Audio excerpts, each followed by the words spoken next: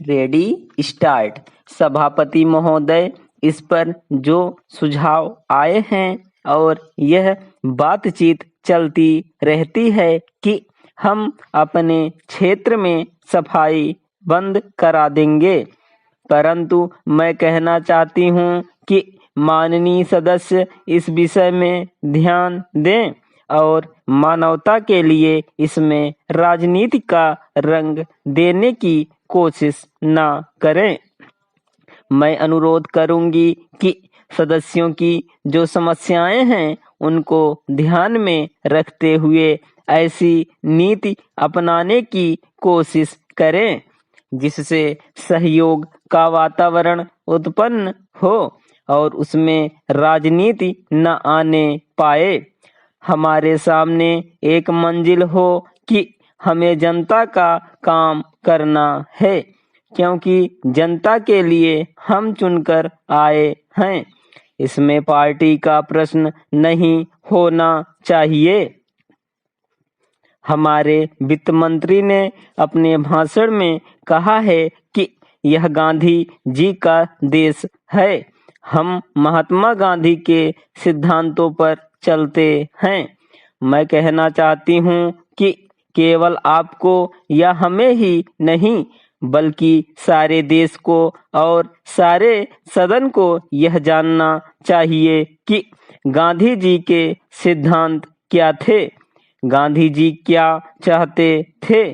गांधी जी यह चाहते थे कि इस देश में हर आदमी यह महसूस करे कि देश मेरा है और इस देश के लिए मैं हूँ। पर आज इस देश के आदमी की क्या हालत है? वह इस हालत में नहीं है कि वह अपने को इंसान कह सके। यह तो देश और समाज के बारे में सोचना नहीं हुआ। आज हम देखते हैं कि भारत के कई हिस्सों में दंगे हो रहे हैं। इन्हें किस तरीके से हल किया जाए, इसके बारे में भी राष्ट्रपति जी के भाषण में कोई जिक्र नहीं है। आप जानते हैं कि हर साल दंगे होते हैं। क्या आपने इन दंगों का मूल कारण जानने की कोशिश की है?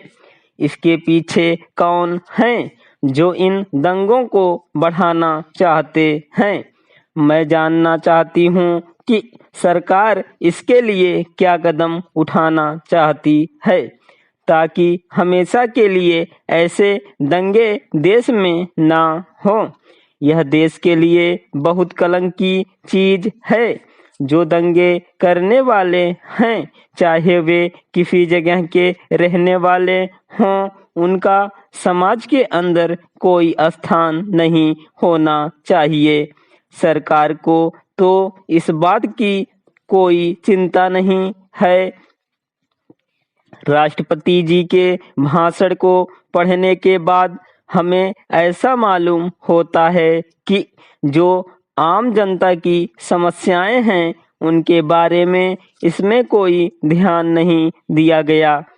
हमारे देश में पंचवर्षीय योजनाएं बनी, लेकिन आज भी इस देश में हजारों की संख्या में ऐसे गांव हैं जहां लोगों को पीने का पानी नहीं मिलता है।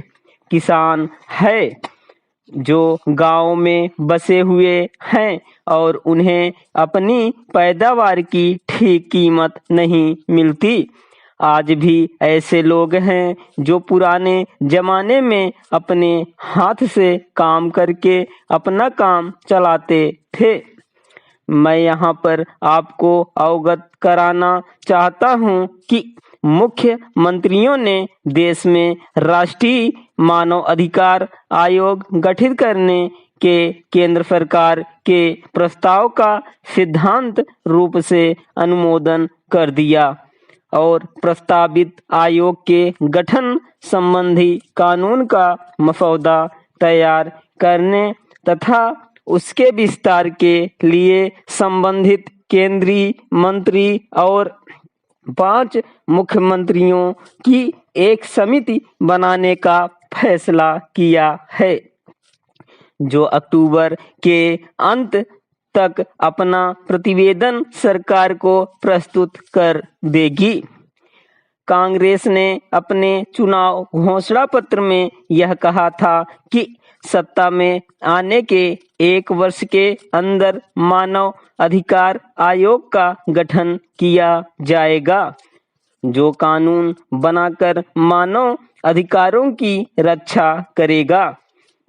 यह आयोग मानव अधिकारों के हनन की शिकायत की जांच करेगा और शिकायतों का निपटारा करेगा, खास तौर से विभिन्न वर्गों और श्रेणियों के लोगों के मानव अधिकारों को संरक्षण प्रदान करेगा।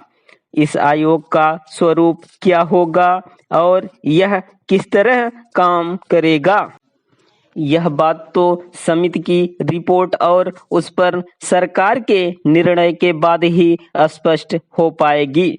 निश्चित ही यह बात सही है कि इस तरह के आयोग के गठन के लिए कानून बनाना होगा। उसी के तहत इस आयोग को किसी मामले की जांच करने या उसका निपटारा करने का अधिकार प्राप्त हो सकता है। मानव अधिकारों का आज जो हनन हो रहा है वह 2 प्रकार से हो रहा है। एक तरफ सरकारी मशीनरी के खिलाफ शिकायतें आती हैं और दूसरी तरफ कुछ वर्ग विशेष दूसरे वर्गों पर अपने स्वार्थों के लिए अत्याचार करते हैं। प्रस्तावित आयोग जब इन दोनों पक्षों पर कार्रवाई करेगा तभी इसकी सार्थकता सिद्ध होगी। शायद यही अच्छा कदम उचित प्रतीत होता है।